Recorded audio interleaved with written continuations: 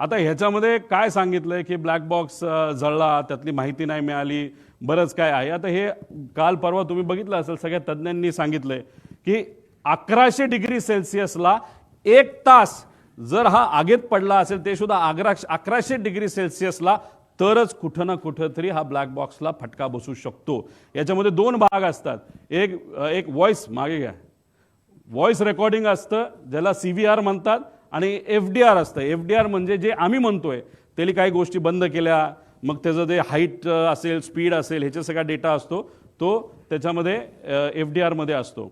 आता प्रेशर, जर 6000 मीटर खोलीपर्यंत जे प्रेशर असतं पाण्याचं, त्या प्रेशरला हा ब्लॅक बॉक्स टिकू शकतो, 1 महिना टिकू शकतो. हे प्रेशर अतिरिक्त सांगितलंय 6000.